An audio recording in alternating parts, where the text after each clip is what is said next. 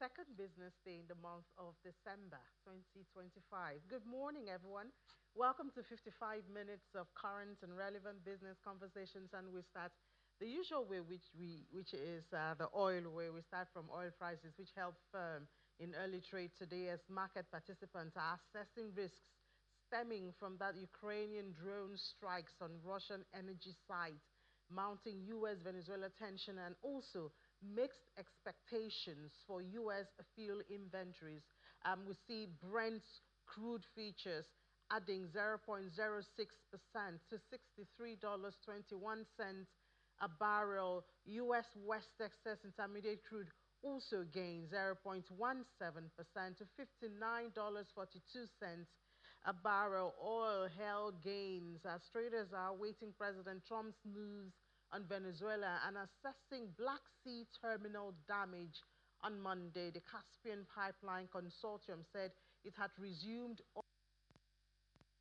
mooring point at the Black Sea terminal following a major Ukrainian drone attack on November 29, and that oil loadings had also resumed via a single point mooring, while SPM2 was damaged. US President Donald Trump held talks with top advisors to discuss the pressure campaign on Venezuela, according to a US official. And Mr. Trump says that the airspace also is being used in the midst of all of this.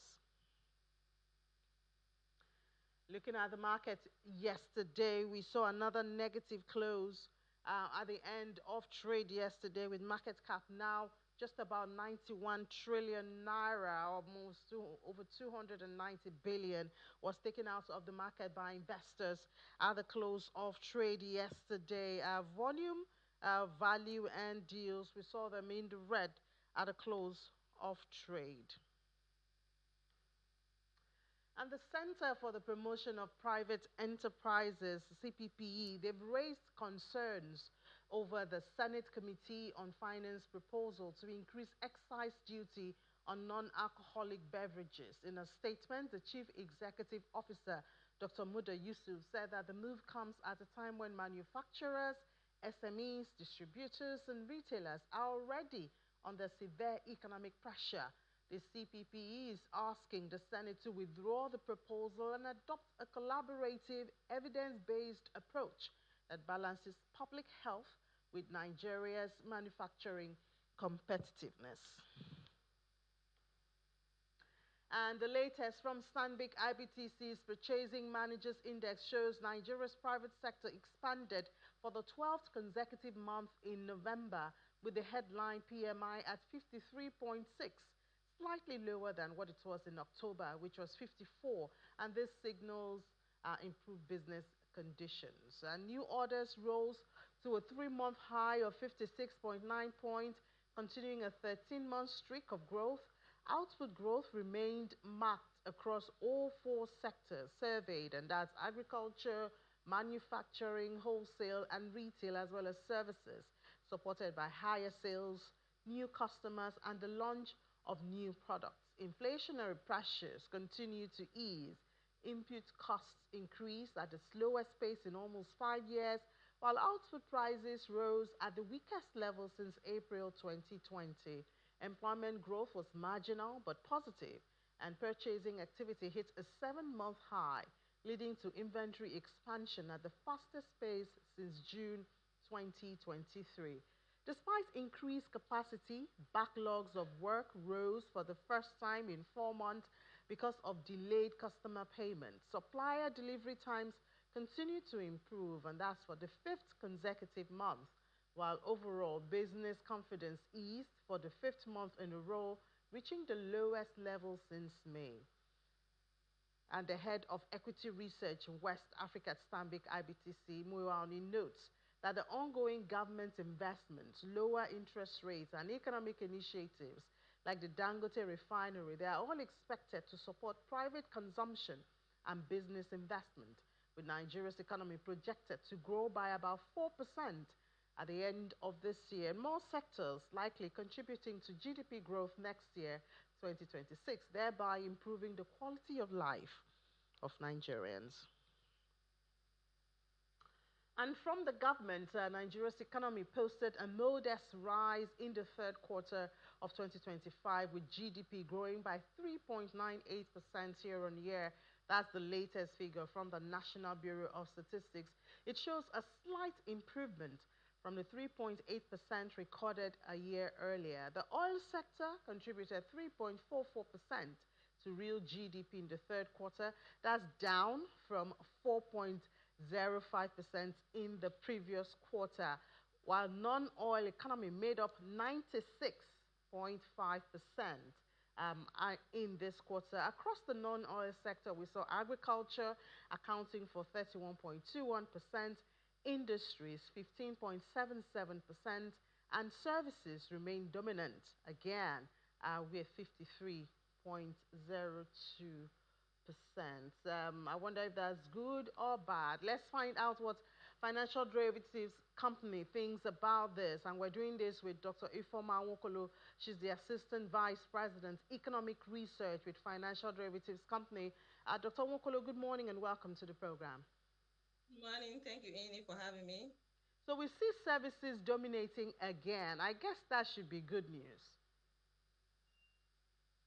Well, what it simply means is that the economy has finally leapfrogged from agriculture to servicing, leaving out the manufacturing. Is I'll say it's not a good trend, but I know that manufacturing is beginning to pave its way, and it has increased. It's part of the sectors that brought about growth in Q3. But before we start talking about that, I want to create some context. When we talk about GDP growth, we are basically looking at some major factors that are driving it. Even the service sector, there are major factors that are driving the output in the service sector, and those factors has to do with the PMI. We have seen that PMI has increased over time. If you compared PMI last quarter, corresponding quarter, and this quarter, you find out that in corresponding quarter, PMI was 4.9, which is below the threshold, and in this quarter, in Q3 2025, it was about 53 points, which is well above the threshold. So that's why we are seeing GDP move in the direction that is moving. Look at money supply growth as well. It has also declined massively by over 50%. When you look at Q3 corresponding quarter, you see that money supply growth was about 62.73%. But in Q3 2025, we saw that it declined to about 11.05. That is massive, over 51% decline. So as money supply growth is declining, output is increasing. So you are seeing output is increasing and there is no corresponding increase in money supply. That is why we are seeing prices taper, inflation declining, resulting to growth.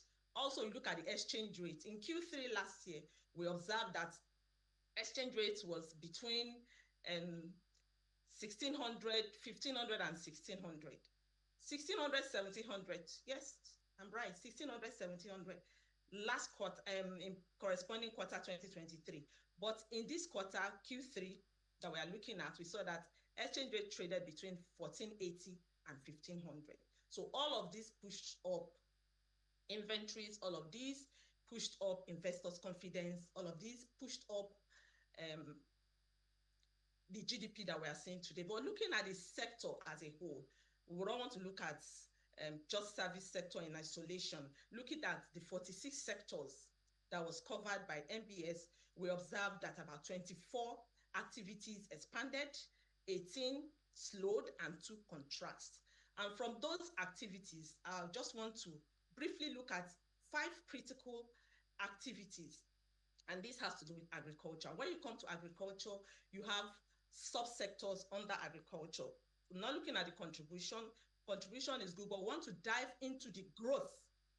What are the sectors that actually drive this and what is their growth level? So the 5 critical sectors I'm looking at is agriculture, I'm looking at trade, I'm looking at real estate, I'm looking at oil refining, I'm looking at oil production, and just the five of them. When you talk about agriculture, agriculture has four subsectors, but I'm looking at crop production, which is one of the aspects that really contributed to the GDP growth that we saw.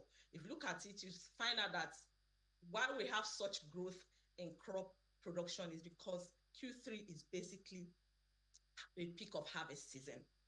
So that was why we saw, if you compare it with the previous quarter, which is the preceding quarter, you saw that there was an expansion. If you compare it year on year, you see that there was an expansion. So this simply means that there was increase in output compared to money supply growth, compared to the demand. So that's why we see that prices, and if you look at prices of commodities compared to those quarters, if you look at in Q3 2024, a bag of Gary was 40,000. In Q3 2025, a bag of Gary was 25,000.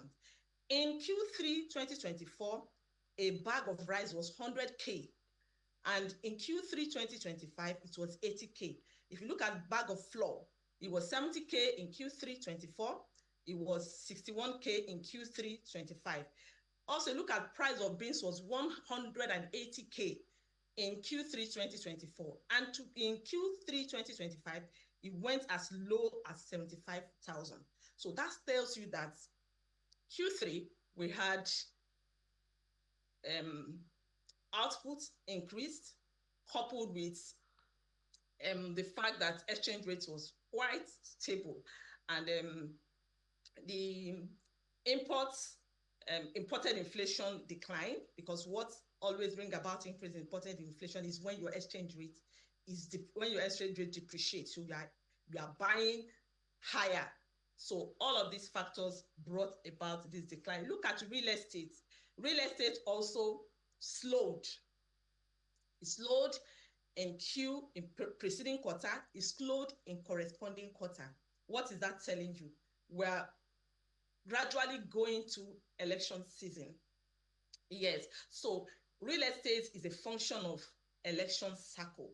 We find out that a lot of people, when you talk about money laundering always are transferred to real estate, and this is the season where people begin to make away with the real properties they have, assets they have, in order to prepare for the election. Another factor is that Q3 was a rainy season. That seasonality, you don't build during rainy season. So that was why we saw that real estate declined both compared to the preceding quarter and also corresponding quarter. So when you also look at oil refining, we observe that oil refining compared to the corresponding quarter increased by well over 4%. And looking at it, comparing it with the corresponding quarter it actually declined. Corresponding quarter declined, was a negative, sorry. Corresponding quarter was a negative, but Q3 2025 was 19.43. So comparing the negative we had in corresponding quarter to what we have in Q3, we had about plus 50% difference.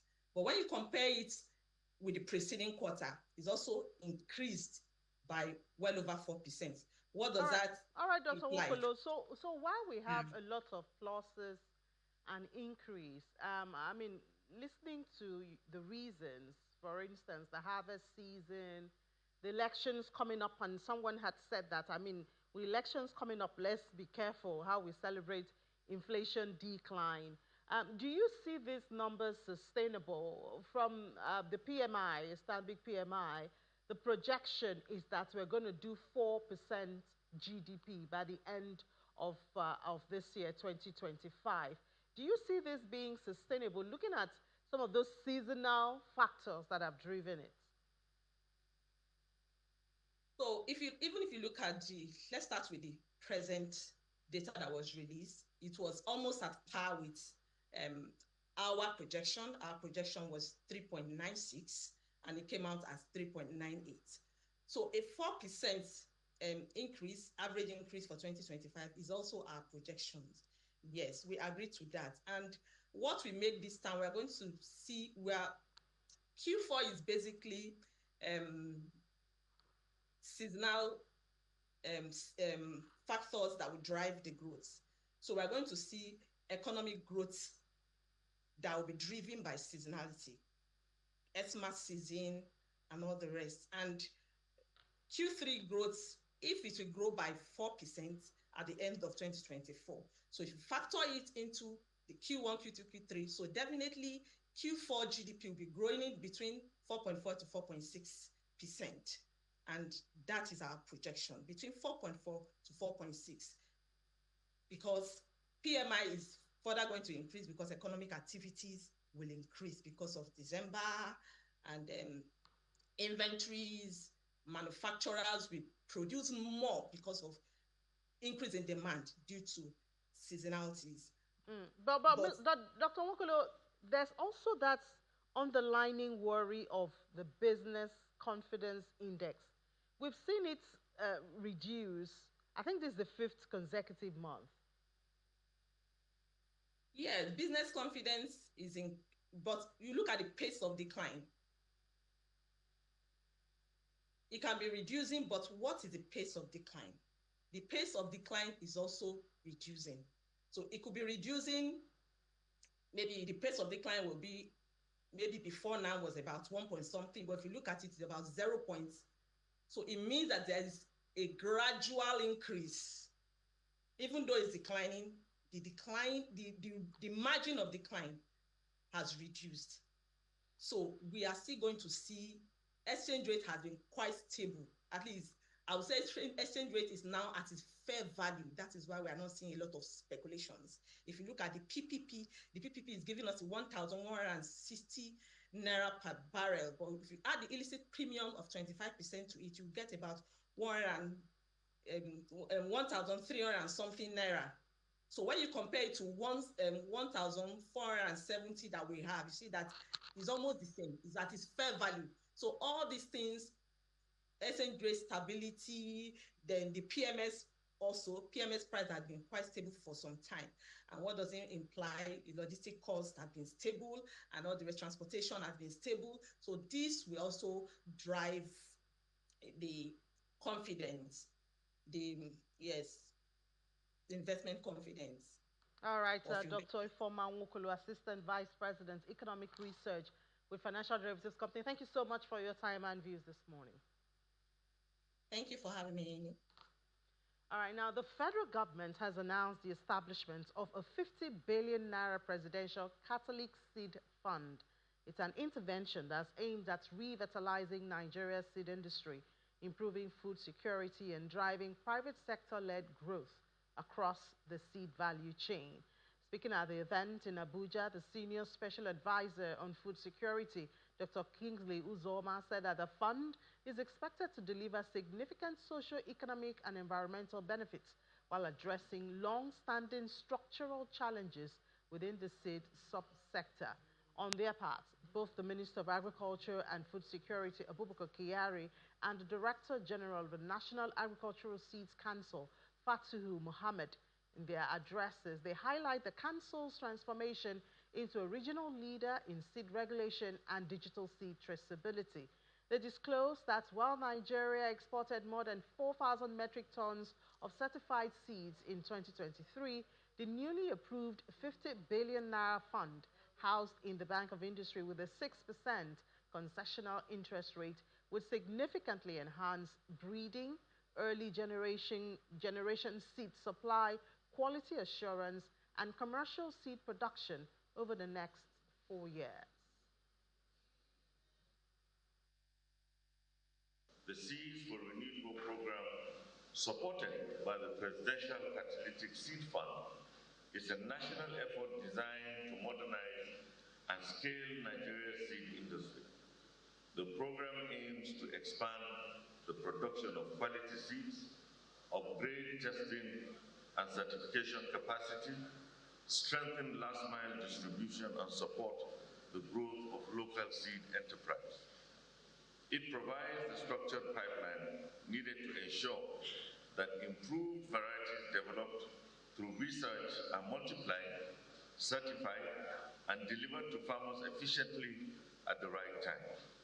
By building this bridge between research and the farm, the program supports our national drive for food security and advances Mr. President's vision of a self-sufficient nation. Meeting domestic demand is our primary responsibility, but we must also build systems that position Nigeria to compete across Africa and in global markets. Nigeria stands at a critical point. Agriculture alone contributes 25% of our GDP and supports more than 70% of our rural households. And yet, profitability remains below potential. In recent years, however, we have made notable progress.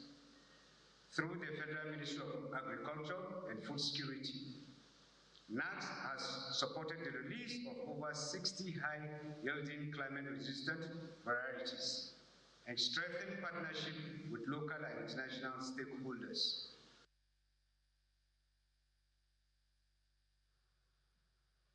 All right, let's take a break. When we come back, some of the conversations I had in Rabat, Morocco during the Africa Investment Forum, that's what I'll be giving to you. But let's take a break first and come back.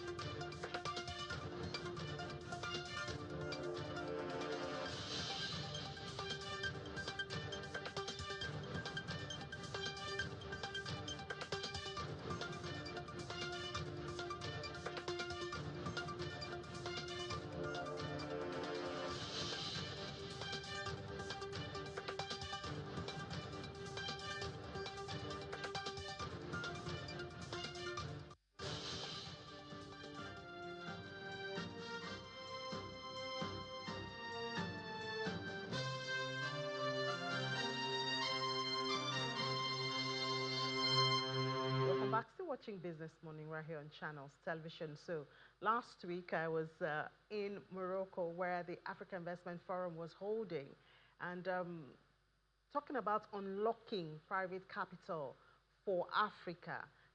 And a lot of conversations did come on, but it all boils down to the infrastructural gap. And talking about the infrastructural gap, there were issues that were raised.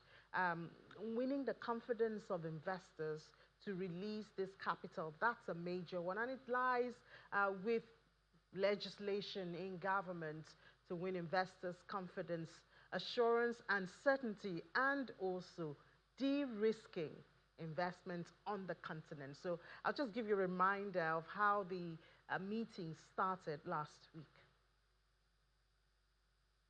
The Africa Investment Forum has been described as a multi-partner investment platform for Africans to garner capital, especially from the private sector, and work with it. So, though it was launched in 2018 and has already capitalized about $22 billion in investment, the organizers, chief of which is the African Development Bank Group, say that there's still a whole lot of ground to cover. And that's why for 2025, they're looking further into how they can get private investment and private capital for the development of the continent. Strategies and steps for bolder and more deliberate use of Africa's capital take center stage as the market days officially open. The Africa Investment Forum is a platform where the four cardinal points converge toward a single objective: action. As we gather in the boardrooms with projects covering transport and energy among other sectors, let us remember that this is about much more than transactions. It is about investment for our people, for our economic prosperity, and for our shared future. And for all of the 3 days of the market days, topics such as accelerating private investment through conducive enabling environment, investing in resilient energy solutions, unlocking the path to scalable private investment in Africa will be on the table. Ini John Mekwa reporting for Channels Television News. All right, so more conversations from that forum, which just ended on Friday. We're now being joined by the Vice President, Africa Global Energy Alliance for People and Planet, and that's Carol Koij, joins us from Nairobi. Hi, Carol. Good morning. Good to see you virtually now, even though I saw you physically there in Rabat. Good morning. How are you? Good, and you? So welcome. So we had a conversation about following up on all the sessions and all. Energy seems to stand out, and we know that the Mission 300 initiated by the World Bank, but supported by a whole lot of bodies. I believe yours is part of it. How far have you gone electrifying Africa? Pardon me if I'm a bit more sensitive about Nigeria. So I think the progress is good.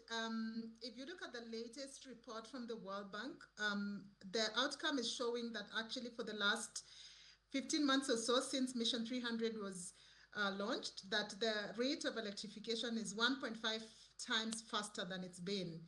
And so far, based on the latest report, and there's actually a portal that this is shared, 32 million Africans have been connected. This is, I think, a report that was released around September of this year. So that number is increasing every day. So where's Nigeria in this? So you know that Nigeria is part of the Mission 300 countries. Nigeria was actually one of the first cohort of countries that joined. And there's a lot of progress that has been made in Nigeria. Nigeria has already established what we call a Compact Delivery and Monitoring Unit, abbreviated as CDMUs. And there's lots of things happening from a reforms perspective that we are tracking. And also as the Global Energy Alliance, we are involved in a lot of demonstration and pilot projects, such as the interconnected mini grids. But also we have several other projects that are ongoing in different parts of Nigeria. The mini grid sounds really interesting. I believe you did mention when we met a project that you're taking up in Abuja also. Yes, yes, the one in Wuse Market. Yeah. This has actually been developed and built by GBE Projects. And like I mentioned to you, I would encourage you to actually go and look at it. This is a project that has been able to provide reliable electricity to the Wuse Market traders. And most of them now have reliable power. So this is a concept called interconnected mini grids, or in short, IMG. So during one of the sessions, this talk about energy and all, a Nigerian who was in one of the panels talked about the challenge of tariff or well, service reflective tariff, and that's a challenge, and there are some obligations that have been left unmet even at this time. In your interaction, you know, assuming it's just Wuse Market, what's your experience with Nigerians when it comes to taking care of their obligations and tariffs? So I think the reality is that many people in Nigeria that do not have reliable electricity supply are already paying a lot, especially if they're running generators, either powered by diesel or also petrol. And when they do get a cost-reflective tariff that's coming from renewable energy sources, it usually is cheaper than what they're spending on electricity by using diesel. So I think the Wuse market is a very good example because even though the tariff is slightly higher, it is also providing a reliable supply over a longer period of time. Unlike, you know, in the past when they were using the grid purely without any support, that, you know, they would get not so much reliable power. So I think it's a trade-off between a cost that's not necessarily reflective of the cost of production vis-a-vis reliability. So how soon or how far away is it to replicate what we have in Wuse Market in other major, assuming it's just markets, you know, that will really help. Or if we could have it in processing zones for manufacturers. This is actually a good question, and I must, you know, say that I'm not very much close to the detail, but I know that there's a lot of projects in the pipeline that are using this model. So what we did in Wuse Market was a pilot to demonstrate that this was a model that could actually be replicated. And so many developers now are actually developing a number of projects in the hundreds in different parts of Nigeria. So this is coming and coming soon. Yeah, but you know, sometimes the issue in Nigeria is things are not really coordinated. You know, so if you have everybody doing their thing, I wonder, is GAP, are you working with the government in the area of coordination, or do you just sell the idea and the model and you expect, you know, whoever can to take it up? So we do both. We do support governments. Part of our work we are doing with the CDMUs is actually supporting the governments to resource those structures, the CDMUs, to provide the necessary skills that the government requires and doesn't have. On the other hand, we also try to support the private sector to play. So we kind of act as a bridge between the government and the private sector.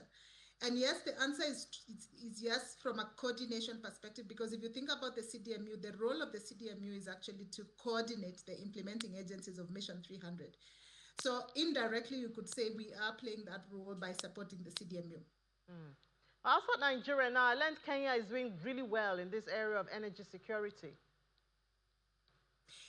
I mean, Kenya is one of those countries that is privileged and also blessed in a way, because a lot of the power supply from Kenya is coming from renewable energy sources. So of course we do have the, you know, the hydropower, but also Kenya is unique in that it has geothermal power, and geothermal power is able to provide baseload. And so that makes the grid today, I think they're dispatching almost 93% renewable energy. And the reliability is a lot better in Kenya for sure. All right, thank you so much, Vice President, Africa Global Energy Alliance for People and Planet, Carol Coach, for your time and the work you're doing in Nigeria. I hope you get to my neighborhood soon. I live in Lagos. I will make sure. I live in Thank Lagos. Thank you. All right, Carol, thank you so much and enjoy the rest of your day. Thank you, bye. Well, I had a similar conversation with the advisor to the Chief Executive Officer of Africa 50, Benjamin Keplo. And they're also working on, well, spreading the light across Africa. But of course, trust me that we would, of course, tilt the conversation to Nigeria. Because renewable energy, everybody knows what it is, but the distributed part mean we produce energy in the area where we use it, because generally energy is produced in a power plant and then distributed across the country. But when we talk about DRA, we mean that we produce it in the areas where people need it and people use it there. So it goes with mini grids, off grids, when you have solar home systems, when you install a solar panel in a specific company, they produce their own energy and they use it. So that means coordinating countries on the continents. How many countries are you working with now? We're working with all countries, but with a specific focus on Nigeria, where we are creating a fund that is dedicated to Nigeria. So it's a 500 million fund, which we call Nigeria DRE Fund. So that fund will be investing in the DRE companies in Nigeria only. So a lot of times when Nigerians hear of this big amount of money or hear about renewable or rural electrification, it ends with the big numbers. How are you really working to ensure that this 500 million actually does what you hope it would do? That's a great question. Actually, the way we're doing it, we want to make a productive use of the energy. So we're working with companies mainly. Even if we're talking about rural electrification, primarily our goal is to finance companies that are producing energy to these rural areas. So we already have a very strong pipeline. We have about $3 billion in terms of pipeline, companies looking for investment. And these companies are specifically looking for equity investments because there is debt on the market. But what these companies need the most is equity. So we have these companies we are already talking to, and there are plenty of them that need equity. So these companies you're talking about, what exactly do they do? There's the controversy of importing panels or not importing solar panels in Nigeria. And other components, the battery. We have lithium as a raw material in the country, but who's going to turn it to, what we really need and all. So which of the companies are you talking to? What stage of manufacturing are you dealing with them? That's a really great question, thank you. So we're talking to all aspects of the value chain. So we're talking to companies that are selling solar panels. So most of them are importing them right now. That's the situation. But we believe we should create and develop the market for manufacturing as well. Because Nigeria today worth billions of dollars in terms of market value when it comes to solar panels. So we're also talking to companies that are doing either assembling of solar panels or manufacturing of solar panels. We're talking to them in order to invest and support their growth. But let's be very transparent on this. You cannot create an industry from one day to the next. You need to go through phases. You need to go through the learning curve. You need to have a few mistakes, a few failures. That's what life is. So we believe that starting with the assembling part is probably the most prudent approach. So that's where we'll invest heavily. And then these companies that are doing assembling of solar panels will develop progressively in getting more into the manufacturing aspect when they can start manufacturing themselves these solar panels, and will support their growth. So what's the timeline that you have? I mean, you just said it now that industries cannot be built overnight. Everybody knows that. So what's the timeline? When did you start? What do you hope to get maybe in 5 years? What do you hope to see? How developed do you think that the value chain can be in the next couple of years? Yes. So we started a few months ago. We launched the fund during an event in Barbados in March with our partners. I didn't even mention the partners, but it's a great opportunity to talk about it. We are partnering with the Nigerian Sovereign Investment Authority on this, but also with Sustainable Energy for All, and then an international partner called International Solar Alliance, ISA. So these are the three partners that we have in working on this fund.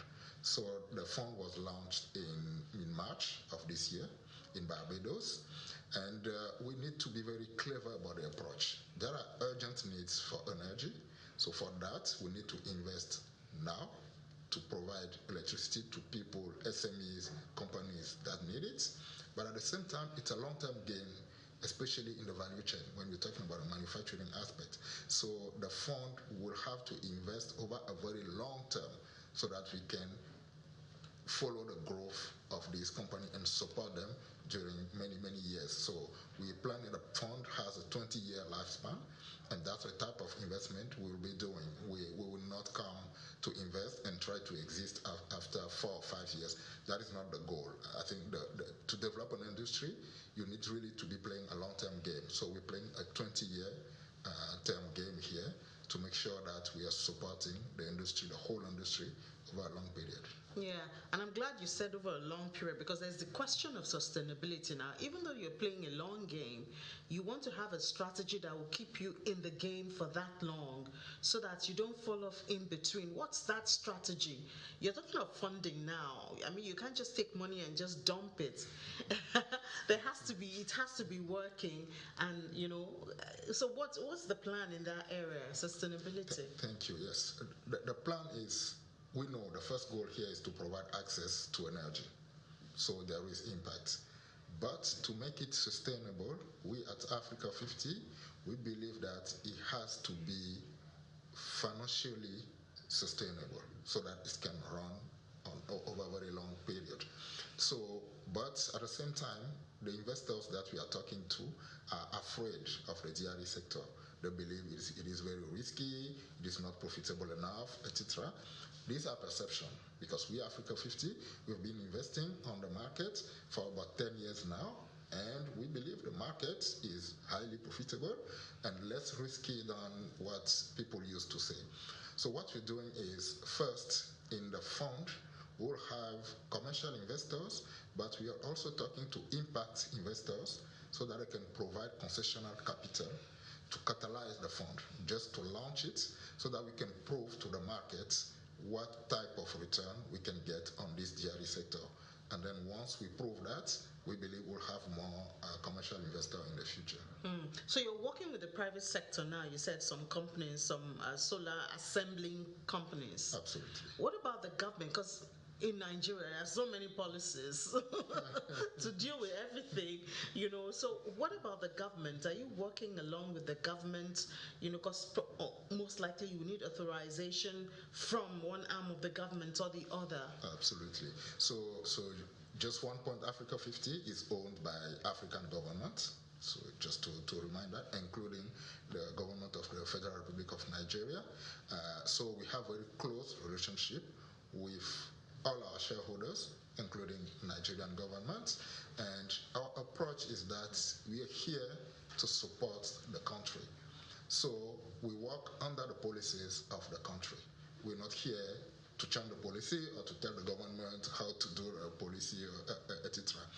But in areas where we believe that our investments can make more impact by doing a specific transaction or drafting a specific relationship with the government, then we get into this type of conversation.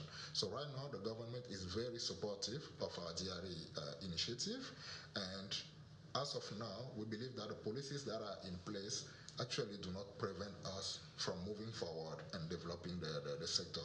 What we mostly need is investors willing to take the risk. And not only international investors, but also believe that local investors are actually key. So out of the $500 million, we're planning to raise $100 million from Nigerian investors, local pension funds, who provide funding in Naira, actually, because the companies in which we'll be investing also need some local currency. It's not just about US dollar. So attracting these local pension funds is key as well. And government of Nigeria is extremely supportive on that front.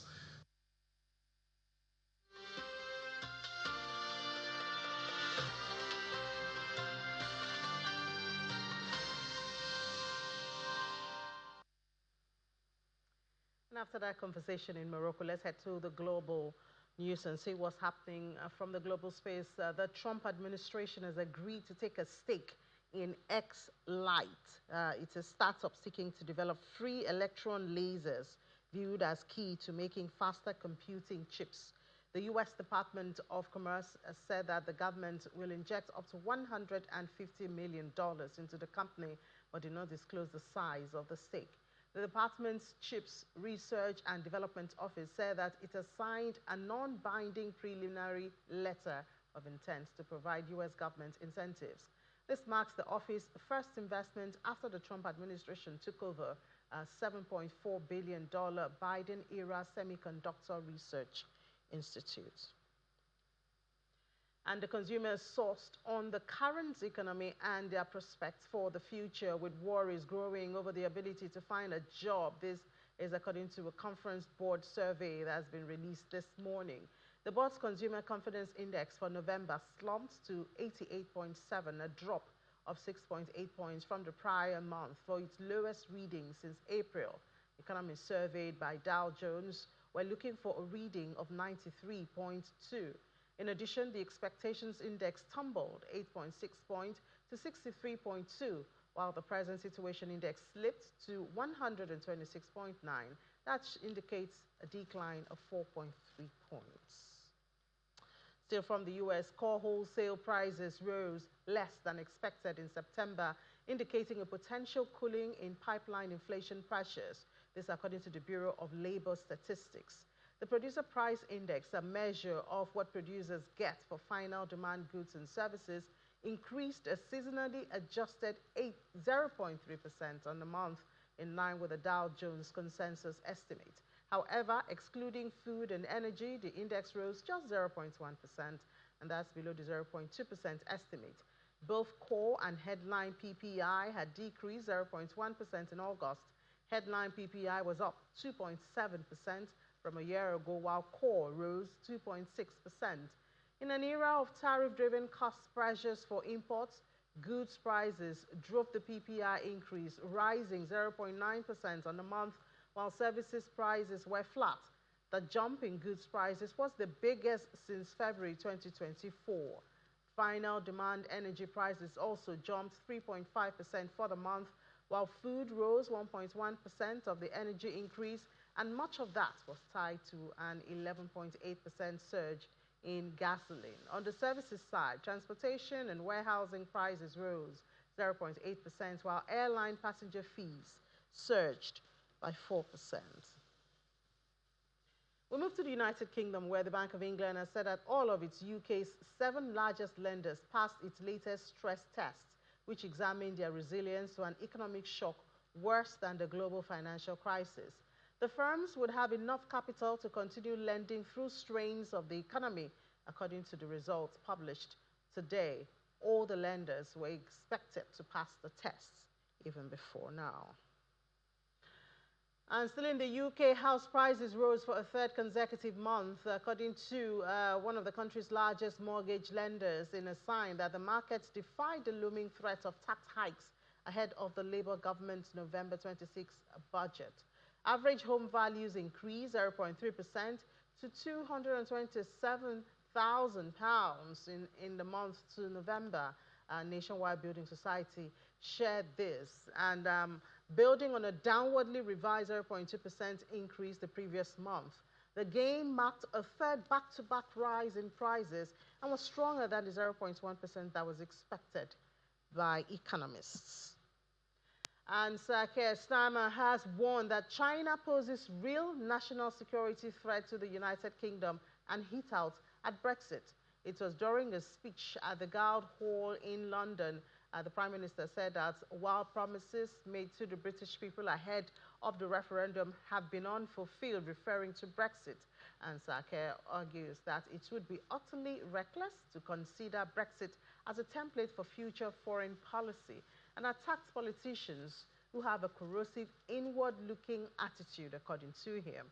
He signaled that Kemi Badenoch and Nigel Farage, who have both called for the UK to leave the European Convention on Human Rights, and Zach Poliansky, who wants to leave NATO. Such attitudes, he says, offer grievance rather than hope, according to the Prime Minister.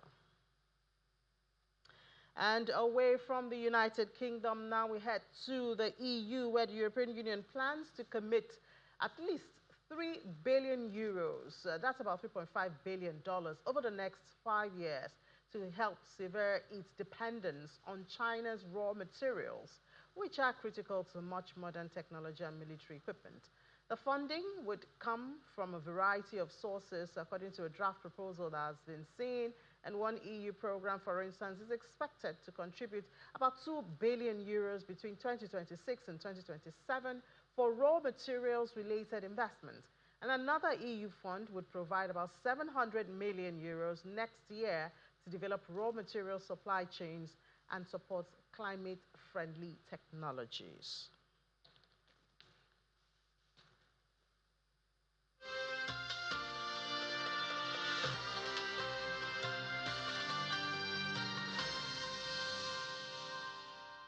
And just before we let you go now, I'll give you a bit of updates in early trading at Nigeria's stock market. The market is still in the red territory, which it closed with. It's down this morning 0.01%, even though it's still holding onto the 143,000 level. Is now 143,193.83 at this time. So it does seem like it's more profit taking going on in the Nigerian markets. Is it spending for Christmas?